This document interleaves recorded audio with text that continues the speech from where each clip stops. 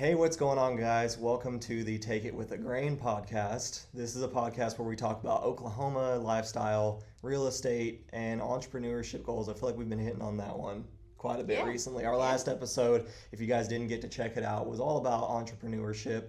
A lot of it had to do with real estate, but it's something you can apply to Absolutely. every business model, even your own life. I mean, with Skylar, your big goal in life, especially one of your loves in life, is fitness. Yep. So that's stuff that you can apply to just whatever it is. So if you guys didn't get a chance to go check that episode out, we'll have it linked in the description or at the end of this video. So that way you guys don't miss out on that one. But we're going to go ahead and get into our first headline, or our first segment, I should say. The real reason most people won't buy a home or even own a home at any point. But I think what it really comes down to is a lot of people, they think it's the market, and they think the market and the homeowners currently are the reason they'll never own. But it's I think that they use that as an explanation because they don't know what the true explanation is. Right. So, that's how they will make it make sense. That it's easier to blame the market than to blame some of your own lifestyle their choices. own behaviors and choices they're making. Because I mean, I'm an advocate for, you have to live your life, you have to spend your money and enjoy the things that you want to enjoy. But at what point is it too much? Mm-hmm. Like, are we going out to eat every night, or do we have a $900 car note that we've been paying for however long? Like, what are those biggest things that you're seeing right now that are preventing people from getting approved? And I think one of the biggest conversations I've had recently with lender partners is them coming back to me and be like, there's no funds. yeah. Right. So we don't have any, that, not to say that those people can't get approved, because they can, but Right. it limits our options as far as negotiations. If it's one of those, we have to get all the closing costs covered, something like that. It really limits the buyer's power to negotiate a good contract, because there's certain things that we have to make that file happen, and those have always existed. They've existed since I've been in the career. The people in Right. those situations that, and it's not necessarily negative. It's just you navigate the process differently. But we're seeing a lot of that now, more so than I think I have in many years, of a Right. situation where the lender's like, hey, There's no money there. I mean, we got to have everything right. everything covered. Yeah. I like what you brought up about the buyers that maybe they have a really good credit score. They're sitting mid sevens, getting into the eights. So I think that's a lot of people, at least my age, in their early 20s. But they don't have that capital necessarily that can allow them to put down a bigger down payment. And there's great programs for that. We've, especially in the rural communities, you can use the rural development loans, USDA. There's down payment assistance programs out there. Of course, you have to qualify for all Right. of those, but there are programs out there for those people that are in that situation, and there's still an opportunity to move into that home ownership role. It just, we don't have as much negotiation power when we're asking for a lot from the seller. Right. Yeah. So, and that's the big thing. That USDA loan you mentioned, $0 down payment for homes that are in a rural community that aren't they near. have to be USDA eligible. So, I mean, there's maps and stuff out there that you can look at, or just Right. ask the lender. But like Garvin County specifically, the whole county qualifies for USDA, even stuff in town. So Yeah.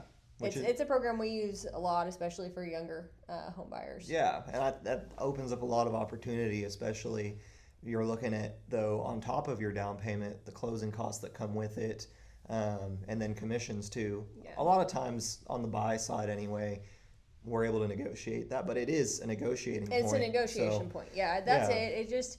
It's all doable. It just determines how we negotiate that specific deal, and every buyer's situation is a little bit different. We have different liquid assets that we can play with and that we can't, and so it just really determines how you go into those negotiations, knowing what that specific buyer needs. Yeah, I mean, just find out what program will work best for you, and we have amazing lender partners we can refer you Absolutely.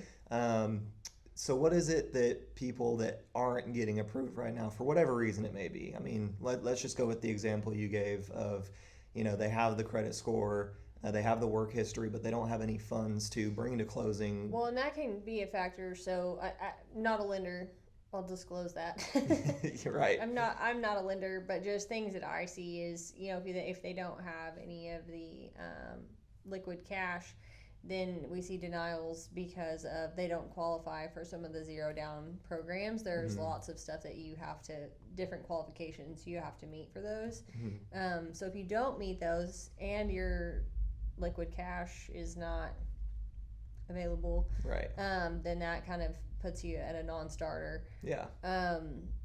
Another big hurdle I have seen is people that have negative equity in homes that they own now, right, and they want to buy something else. So they're taking a loss on the homes that they're selling, and these are people that bought in the height of the market. They paid more in 2021 than what it's worth now. I'm not saying that's always the case across the board, but right.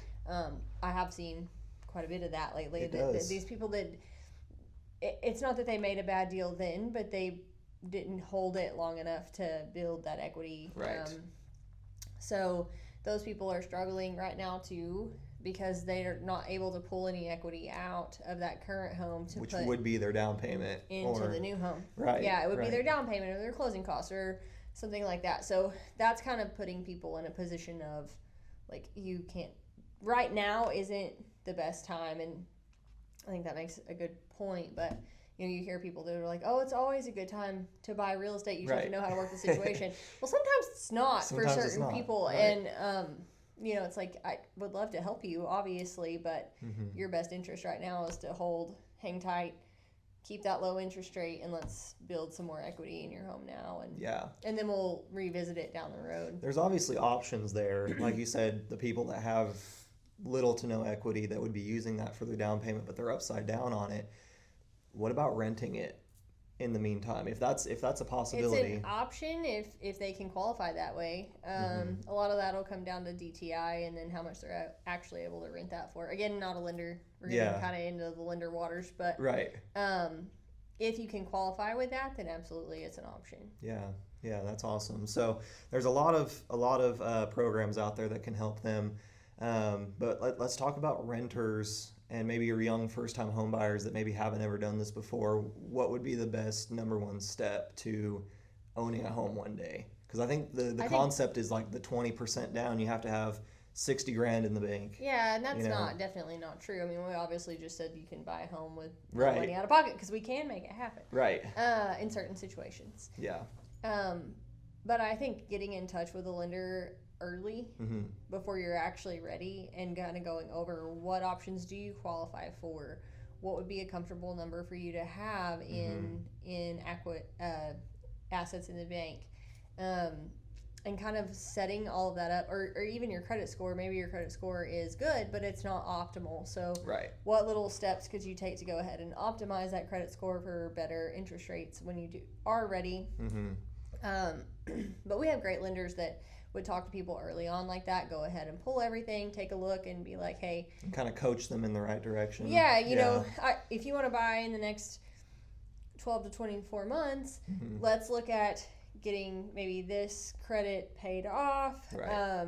What do we need to do every month? Let's try to have X number in the bank, and that looks like we're going to put X back monthly, and then that person, when we get ready to go get qualified and get into a home negotiation, we've got some leeway. Right. So if we get in a situation where the seller, maybe we have one of those sellers that is tight on price, maybe they don't have equity room, and their price is already down to kind of a bottom dollar number. Right. Well, they also can't afford to pay $10,000 in closing costs. Yeah. So if you have some money in the bank too, it's okay, how can we take these two people, this one that wants to sell, this one that wants to buy, and where do we find the medium ground? Right. Yeah. But if we don't have funds, we can't do that. And if we're not qualifying for a low enough rate, maybe our DTI doesn't work. So that can play lots of different ways. Yeah, there's so many different factors to it, but I think that obviously save the money, but don't make that your number one thing, because it will help you outside of even just the contract side of it. you're going to need money to furnish the home if you don't already have furniture, or yeah, and there's always something that you want to do to it. No house is perfect, Right. so I mean maybe it needs a fence. Maybe it's a newer construction and you need blinds or mirrors, mirrors, or you really absolutely hate the color that the kitchen is painted. Right. Like, yes, you can paint yourself and save some money, but like you still have to go buy paint. So Right. just having some of that stuff available to do those things, Yeah. to customize the home for yourself. And Yeah. I mean, that stuff just adds, it's crazy to look at what some of that stuff costs these days, especially. Yeah, and even some of those just paint. finishes. Yeah, no kidding. Yeah, so, okay, I love that part, but we're going to get into our second segment here, the top 3 money mistakes that buyers are making every week compared to, I guess, when it relates to shopping for a house. So are they really looking at, like, in your opinion, are they looking at the purchase price, or are they looking at what the monthly payment is going to be? I think we see both. It really depends on kind of the financial state of the buyer. If you have somebody that has been a renter long term, they may be more concerned with that monthly payment, Right. because they're just used to that fixed monthly amount Right. Of rent, and they're not necessarily thinking like, okay, I'll ever actually pay this loan off. Right. And there's nothing wrong with that. But then you have the buyer that's like either cash or putting a large amount down and does not intend to keep it financed for 30 years. Right. They're more concerned with that actual purchase price dollar. Right. And when you get to negotiations with, say we're $5,000 apart on a deal, like if you have a payment conscious buyer, that payment isn't going to change that much. Yeah, I know. In a $5,000 give or take. So, I mean, even up to 10 grand. I mean, you're looking at 10 to 20 grand is $100. Yeah, what I so mean? it's like, but you look at it from the seller's perspective, is like that's that much more money in their pocket, or that is money they can give back to the buyer in the form of closing costs. Right. When in the payment scheme, the buyer's payment actually isn't going to change that much. Yeah. So you really just kind of have to know your buyer and what's important to them. Is it payment? Right. Is it keeping money in their pocket right now? Right. Would they rather get money, like spend money now to save money later? Would they rather pay a little bit more for the house, keep their money in the bank, be able to do some things to the house because they are planning on staying there for 10 to 15 years? Right. A little bit more long term. Yeah, so from an agent perspective, like, it's really important to get to know your client and know what's important to them, because no two are going to be exactly the same. So, Right. and how you negotiate as an agent should be determined by what is in the best interest of your buyer, because buyer A may really need to keep money in the bank. Right. And like, okay, let's pay more, keep money in the bank. Where buyer B might be like, listen, I have these assets available. Right. Let's spend it and save money In long the term. long run, yeah. Yes. Yeah. So I think from an agent perspective, again, it's just really important to know your specific client Right. and what is best for them so that you can negotiate best on their behalf. Right. Again, not again for this conversation, but something we've touched on before. Why it's important for a buyer to have a buyer's agent that does know and understand their situation, so that agent can appropriately negotiate, their contract in their best interest. Right.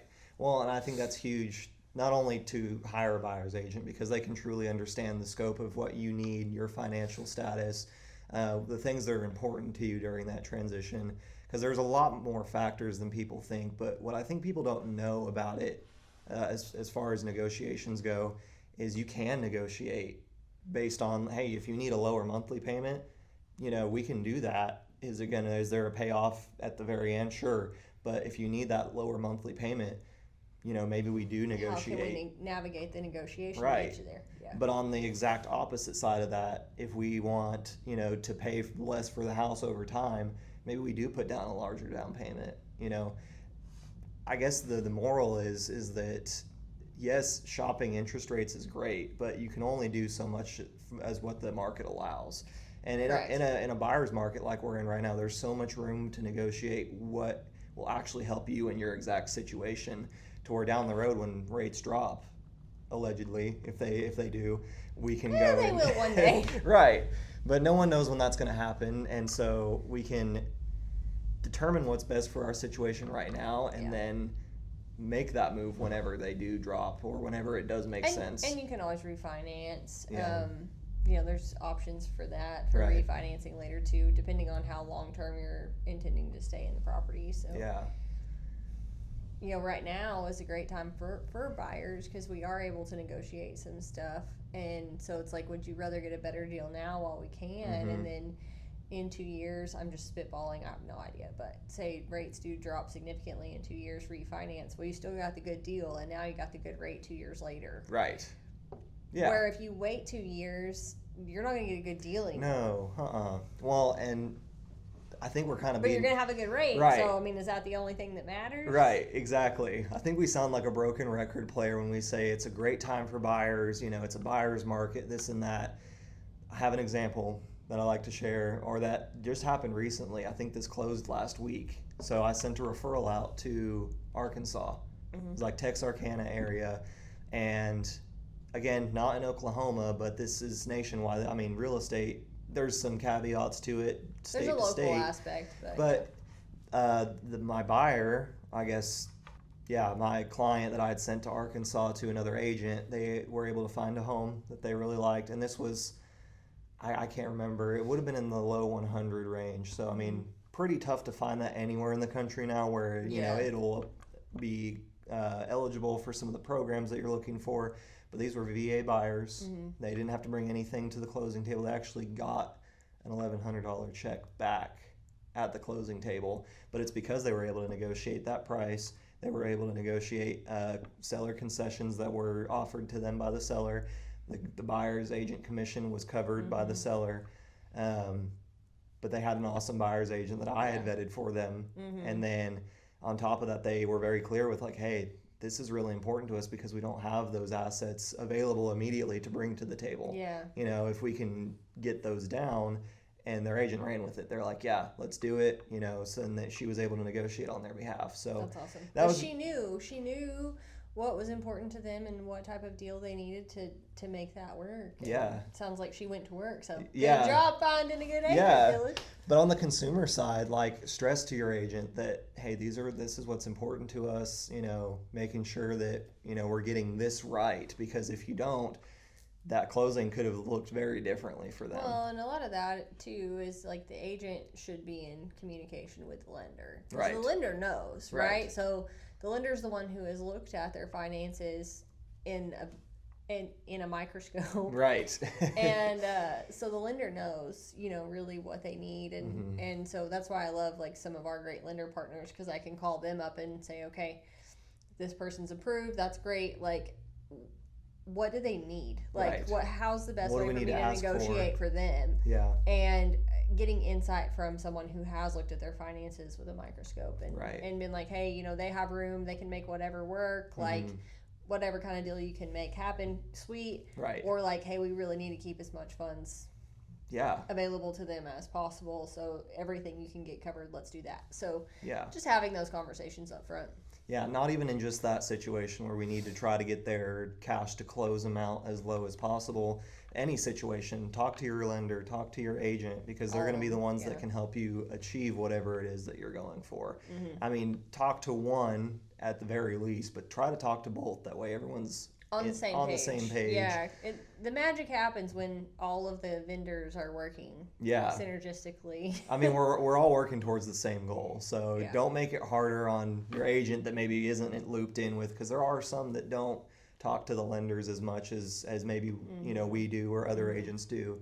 But just try to make sure, as the consumer, as the buyer, the one that's spending the money, that you are talking to the right people about the right things. Yeah. For sure. So I love that part. I think we're going to talk here on our third segment, actually, about the market shift. And I think a lot of people are misreading it. Again, we've really pounded on the fact that right now is a really huge buyer's market, but why is that? Why are we seeing the buyers? Are we seeing a little bit of a shift in that. We're already, in the last week, which I'll let you hit on because we've been looking at the numbers together, but it's kind of shifting as we're speaking right now. And who knows? I wouldn't say it's shifting to seller's market, but I would say it is shifting to a lot more, and I'm speaking to Garvin County locally, because that's really where I've been honed in on paying attention, because it's one of the biggest areas that we as an office service. Right. But what I'm seeing is it shifted a lot more balanced. You know, it was a heavy buyer's market there. Right. There for a while, it was like there would be like, in the 7-day period, there would be like 13 new listings and 2 pending. Right. Well, even in the span of like for 2 to 3 months there, like since the beginning of the year. It was a while. We were real heavy leaning that way, and actually 3 days. I check like the last 7 days is typically what I look at. Yeah. And we have the last 3 days been more pending than actives. So that's a huge shift for us. And it's not like a huge, like, we're not going here, but we're getting more closer to that middle. We're kind of trying to even out. Now our inventory is still there because we have been the other way for so long. Yeah. So there's a lot more. The inventory is still heavy. Right. We still have the stuff that has been on the market for a while.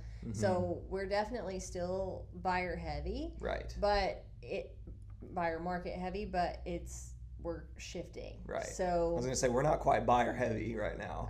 I would love to see that like balance out a little bit more. Right.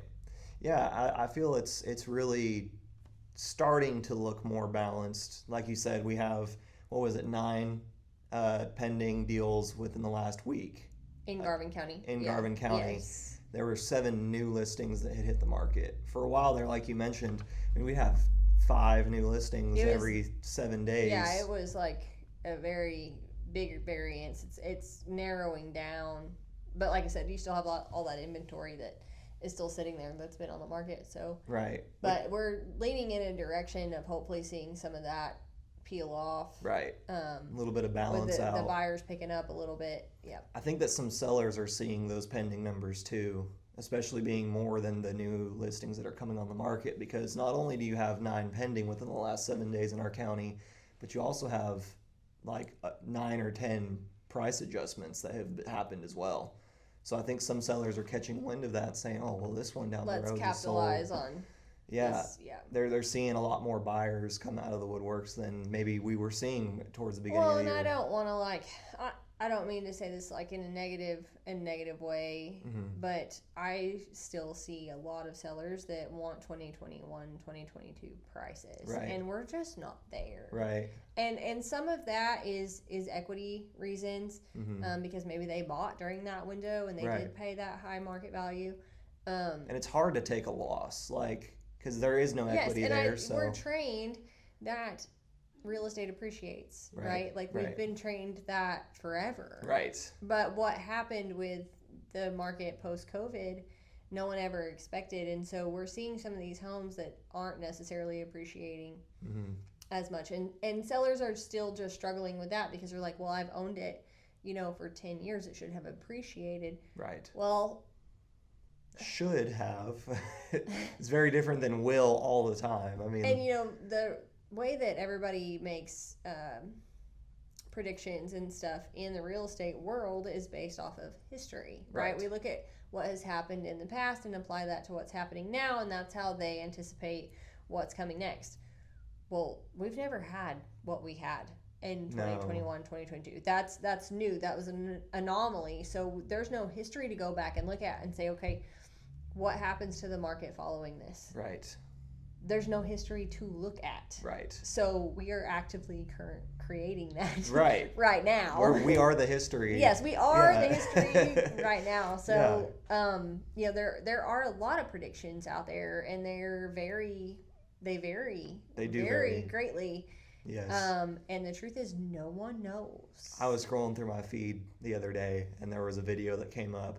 Again, I don't remember who exactly was saying this, but it was something along the lines of, we're going to see another 2007, 2008 situation. How do you know? Yeah. Where are you I'm getting like, that okay, from? so there's a crash coming, and then you scroll not even 30 seconds later, And they talk about how it's going to explode. it's going to explode. Yeah, there's no going one to be knows. Yeah, nobody Anybody knows. who tells you that they know, they're full of baloney. Yeah, yeah. Now, if something like that were to happen, like 2008, and there were clear indicators of that, sure, those predictions might be a little bit more in tune. Right, because we're looking at history. Right. But this history doesn't match that. It's not the same. No, not at all. Like you said, I think that there has been a huge misconception around that because they are expecting, my asset should have appreciated. Like real From a estate seller is mindset. an appreciating asset. Because that's what you've always been taught. Yes. Yeah. That's what we've always been taught. But Right. stuff that was purchased in 21, 22 has not appreciated yet. No, not yet. It hasn't. Yeah. It actually probably went the other direction Right. for a little bit. Yeah. But it's like, it will. Is it going to come back? Absolutely. Yeah. Hang tight. We just got to hang tight. So, I mean, I guess I was going to ask, that was my next question. What would be your advice to those people that are struggling If with you that? can sit still, sit still. Yeah. Sit still. Yeah. Just for a minute. I'm having that conversation a lot with people because it is hard. It is hard to wrap your head around. And listen, I'm never one to like talk my way out of a deal. Right. But if it's not in the best interest of the client, it's not in the best interest of the client. Yeah. It's hard for an agent. I can't manufacture that situation. Yeah, to wrap your head around like, well, if I have them sell now, it doesn't make sense for them, but then I also lose that commission. That's tough. It's tough on But anybody that's where that's you're a making good agent commissions. when But you know the truth is the best thing for them right now is to hang tight and Yeah. to be able to say that. Like, hey, I would love to do a deal and I would love to make some money, right. but that's not what's But best what kind for of you human right does now. that make you as an agent? Like telling them to make a decision. And I guess it's been 80% of my conversations right now with the money is just not where it And should I don't be. want it to sound like we're trying to talk people out of selling because that's absolutely not it. There are people that are in a perfect position to Correct. sell right now, and Correct. it's like, okay, let's optimize on this. Let's do it. Correct. Um, Come chat with us. I would say there's more that are in a good position to sell right now than aren't. Right. But it's a lot of it is that that little bubble that paid those There is the bubbles, super yeah. high prices. They took advantage of all the programs. They used DPA. They got maybe a grant for this or that, Mm-hmm. and the equity isn't there. Right. Yeah. I mean, it happens, but the people that have held on to it longer are, Yeah. especially pre-COVID. Those people are in a great position to sell right now. Right, right. Yeah. So definitely, there's a lot of things changing with That's the what industry. when people are like, "Oh, is the market good right now?" Well, it's always good for somebody. Right. It depends. What category do you fall in? It's 'Cause variable. Maybe it is good for you right now. Maybe it's not. I don't know. Let's talk more about your situation. Right. Because it is always good for someone. Did you buy in a huge buyer's market like we have right now when you bought your home, or are we looking more at when you what's your bought was a seller's situation? market? Yeah. So I mean, like I said, a lot of people are one really good situation or one good decision away from making a huge difference in their life in general. But when it comes down to home buying, what are we doing? Do we have sinking funds for a down payment for a house? Is it a job decision? Are we switching a job path? Like, are we going to school to where we can get the job to? I mean, are we talking to the people we need to be talking to and getting the advice we need to buy a home at one point? Because Right. if you just watch whatever's on social media, the news outlets, you're assuming that is a one size fits all Right. answer and solution, and it's not. Yeah.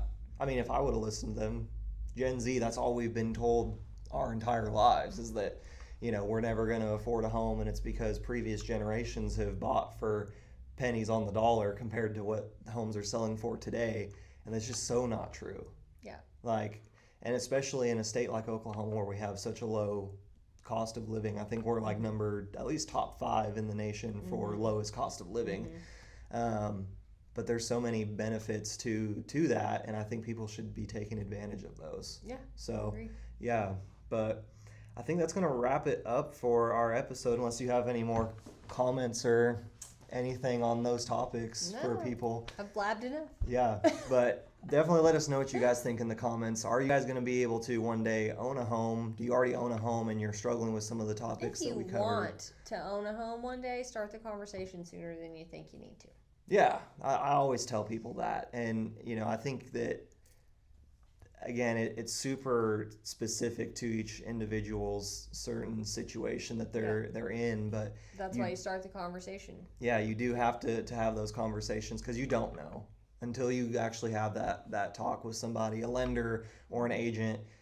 I wouldn't necessarily trust anything you see online, which, I mean, you're seeing us on YouTube, so but that being said, but we aren't giving blanket advice either. Right. Trust a source and really check them for their credibility, because if you're listening to somebody that isn't actively doing it, I mean, we're both agents that are both actively doing deals in production, talking to homeowners, home sellers, home buyers in that range. So every day. Have those conversations for sure. But I want to thank you guys so much for tuning in to episode 5 of the Take It With a Grain podcast.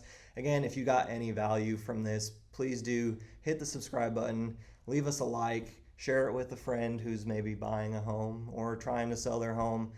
We'd love to chat with them, and make sure you turn on notifications so you don't miss a future episode. We're trying to upload on the weekends, Friday, Saturday, Sunday, so stay tuned for those episodes, and we will see you guys in the next one.